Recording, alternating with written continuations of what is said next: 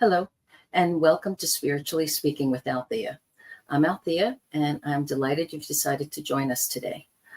So, if you've tuned into any of the prior episodes, I was following a specific format in some of those with bringing up a topic and sharing stories and teaching. And some of the feedback I got was that it would be really interesting for me to share and go into a little bit more depth about some of the channeled writings that had come through from Spirit. And since this podcast is called Spiritually Speaking, that I should give a voice more to some of the things that came through and maybe kind of do a deep dive into them as to why they're important or significant. And there's three sections and types of inspired or channeled writings in the book. One is inspired writings that were like poetry. There's another section that's all questions that Spirit had channeled through me to ponder when we are trying to figure out what we are doing in our lives, right? Are we living the fullest measure of our creation? Are we living a life that's true to the dreams and the desires that we have and the longings of our soul and the fulfillment of our soul purpose? And so with that in mind, I thought it would be interesting to kind of highlight a few of those sections and just chat a little bit and share like why I thought it was important. You know, these things were not just things that popped into my head that I was constructing myself and sharing my own insights and wisdom. These were things that came to me through the voice of Spirit that I wrote down as fast as I could hear them most of the time. And then when I reread it, I was like, wow, that's kind of deep, or that's profound, or I have to think about that a little bit. And when I would share some of these writings with other people, they would be like, wow, yeah, that's kind of cool. Or yeah, you should share that with more people. So for the next few episodes, I'm going to give that a try of sharing some of these insights. And I think if you come along on this journey, you might find some interesting parts that will resonate with you. Obviously, you can go on to Amazon and buy the book and do a deep dive yourself if something really touches your heart or soul. But little by little over the next few weeks, I'm going to go through most of the inspired writings that are in here. So you can just tune into the episodes too to get them. So I think I'd like to start with the very first poem that came through about 20 years ago, actually. And it's called Remembrance. So one of the things I'd like for you to do as you listen is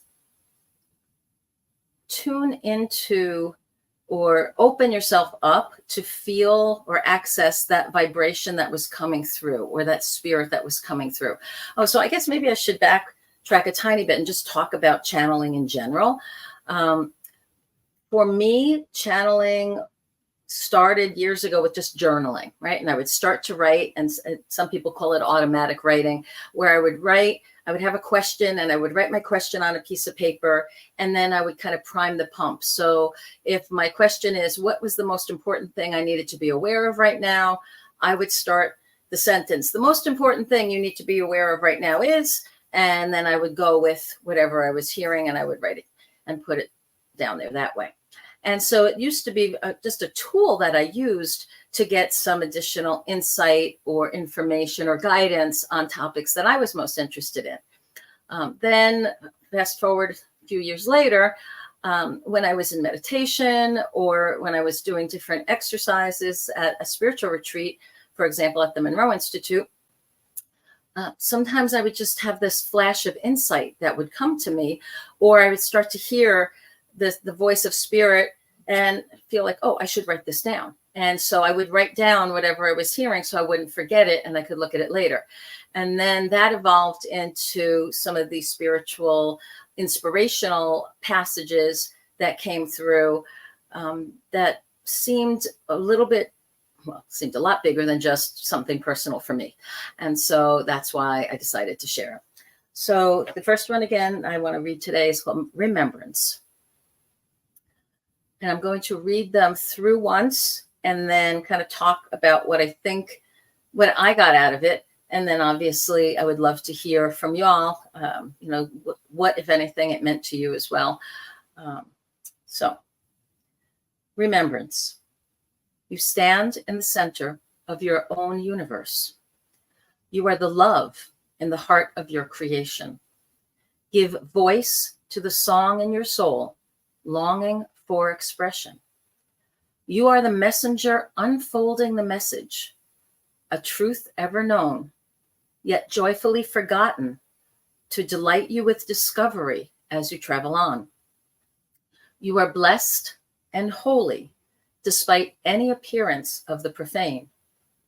Refinding your purity and power, your innocence and peace, is a gift of revelation.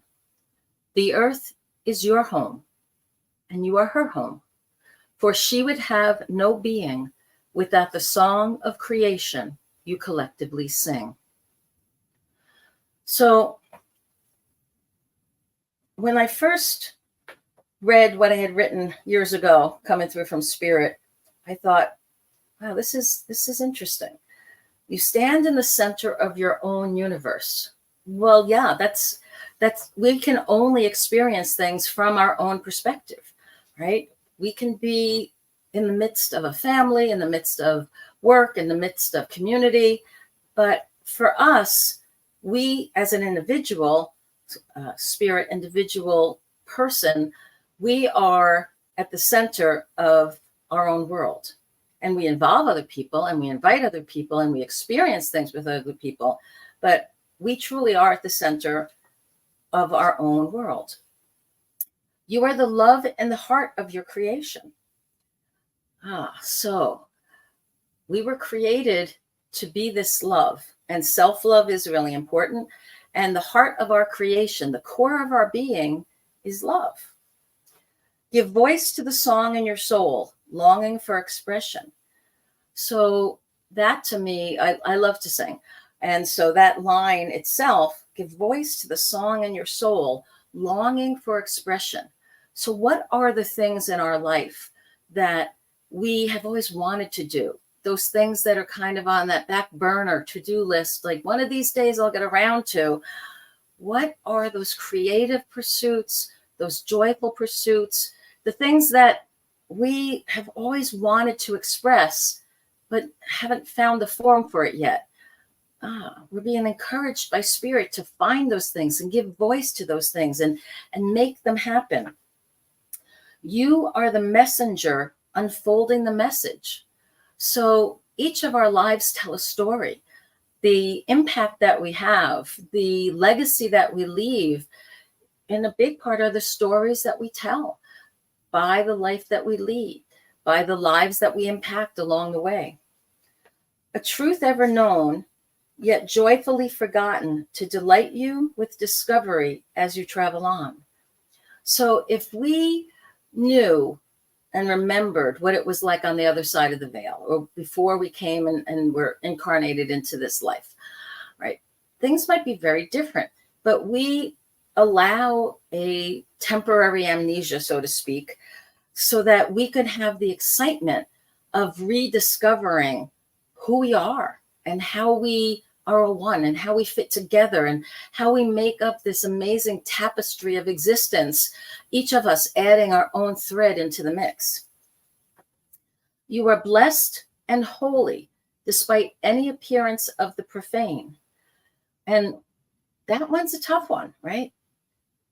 Do we believe that we're blessed and holy when we're living in this temporal world filled with all of the temptations and distractions and negativity? Do we really know that we're blessed and holy?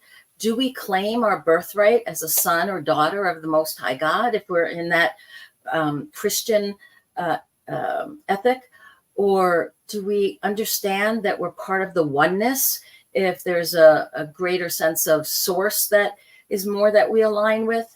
So part of the challenge of living the way that we live is understanding that here, even though we have humanity that we're experiencing, we have spirituality and holiness and a blessed pedigree, I guess is the best word I can think of right now. And so it's important to remember that about ourselves, especially if we've been through a lot and we have let ourselves down or let others down or feel like, wow, I've done things that I can't be forgiven for. It's like, well, maybe you can. If you get back in tune with the love in your heart and the purity in your soul. One of the things I think that's pretty universal is a love for children and a love for baby animals in particular, kittens and puppies and you name it, baby anything, right? I think the internet is just filled with all kinds of YouTube videos of, whether it's a baby panda or a baby seagull or whatever, right? We love, as human beings, we love and feel attracted to and enjoy looking at those young ones at play, right? Just their very existence in that pure state of being touches a part of our heart and our soul because it reminds us of who we were and still are at the core of our being, despite the illusions and the trappings of the rest of the world that we've put upon ourselves. The earth is your home. Oh, sorry, I skipped the verse. Refinding your purity and power, your innocence and peace is a gift of revelation. So actually getting back to the point where we can say, I can express that same joy or love that I feel when I'm in the presence of a baby or a young animal or a puppy or a kitten, and that playfulness and that purity. I can find that purity and still claim my birthright and my power. I can have innocence and peace in my life. And that's part of the gift of rediscovering that. And that's why it's a revelation, like, wow, you mean that's still part of me? Yeah, it is still part of us. And we can claim that. The earth is your home and you are her home, for she would have no being without the song of creation you collectively sing. So if the earth has a consciousness, we're here on planet Earth, so we know that we are here on Earth and that's our home, sure. But without us here to experience her, it's kind of like that old question, if a tree falls in the forest and there's nobody there to hear it, did it really fall? And if there's nobody there to witness or see you, do you even exist, right? So without this relationship that we have with those around us, and on the grandest scale, Mother Earth, we need each other. We create this song together, just like in a family or in a community or in whatever larger group that we're in, a society. We are creating the energy, the entity, the existence by how we interact with each other. And the way Spirit put it here, that it's the song of creation that we're collectively singing.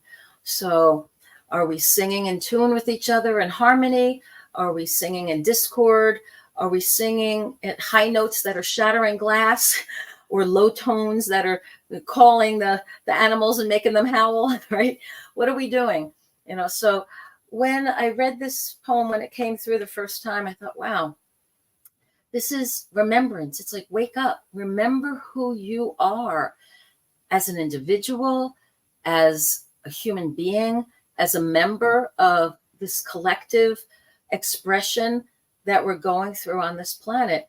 And how are we contributing to it? How are we sharing it? What are we doing to add to it and make it a better experience?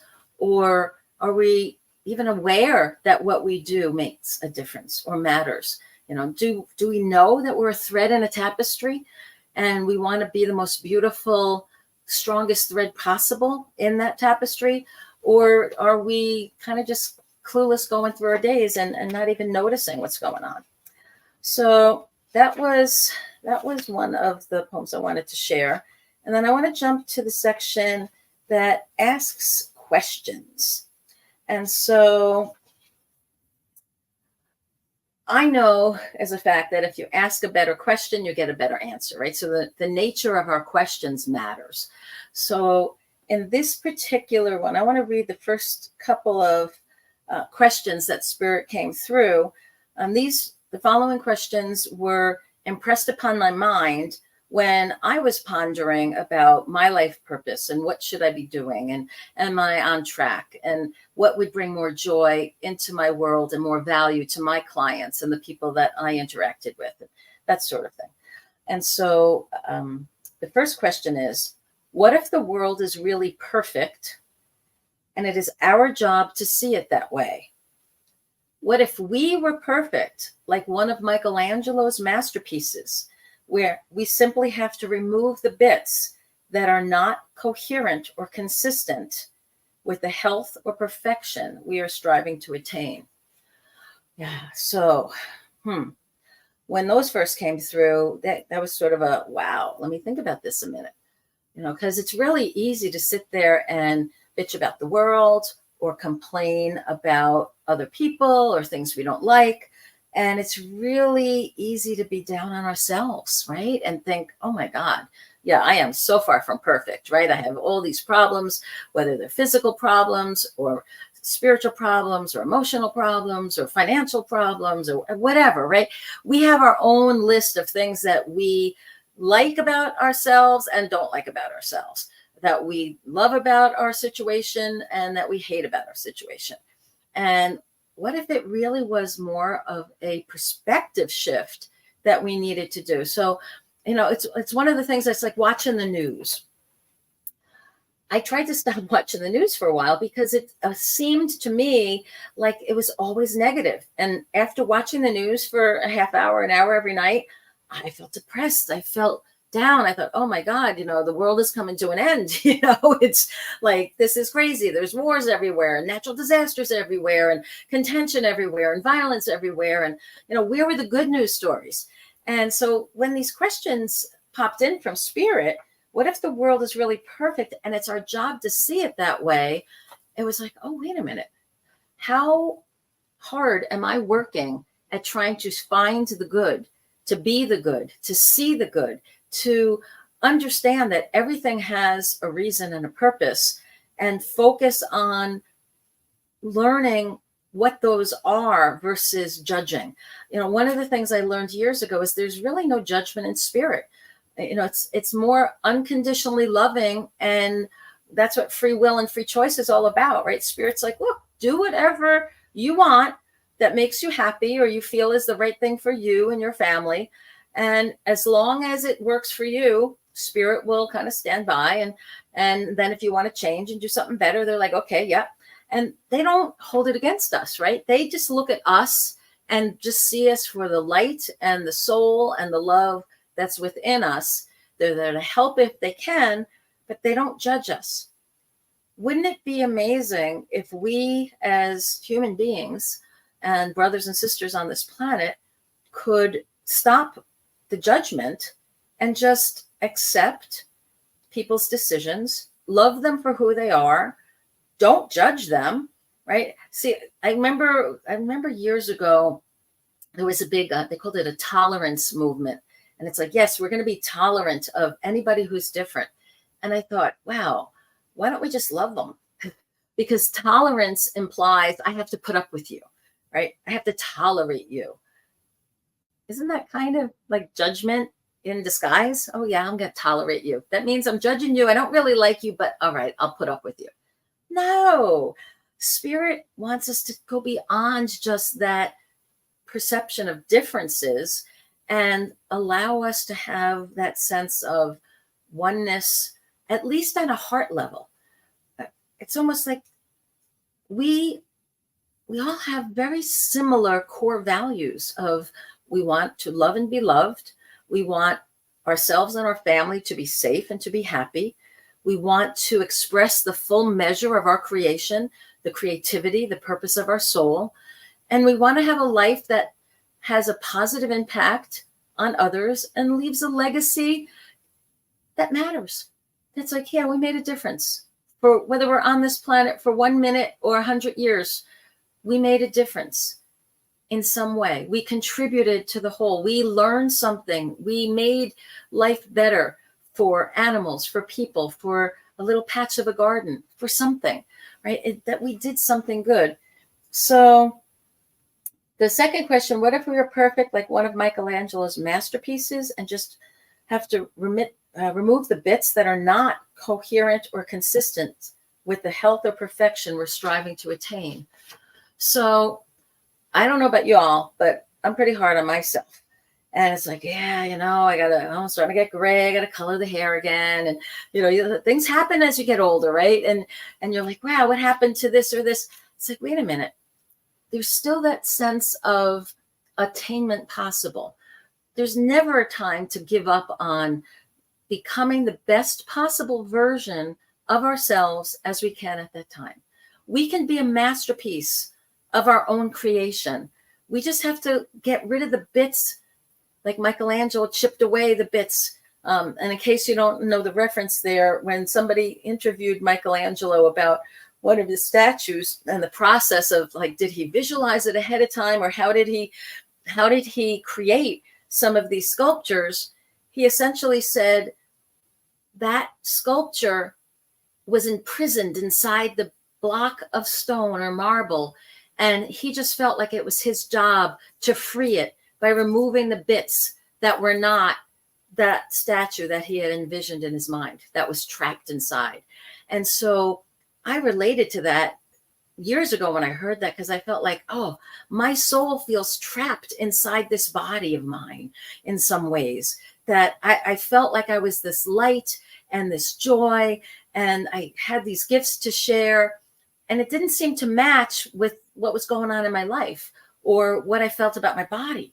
And it took quite a long time for me to get to that point where I could feel self-love and feel like, okay, it's worth working on me to get my outside looking as radiant as the inside was feeling, right? Or at least to have a congruency there.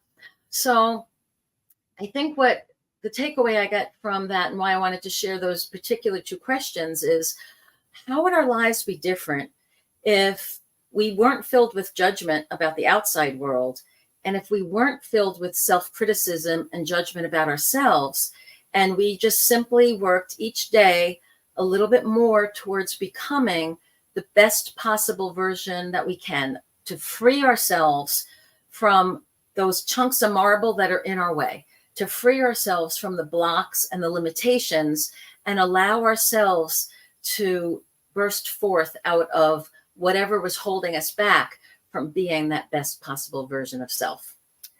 So that's what I wanted to share for today. I hope that you found a little meaning from that.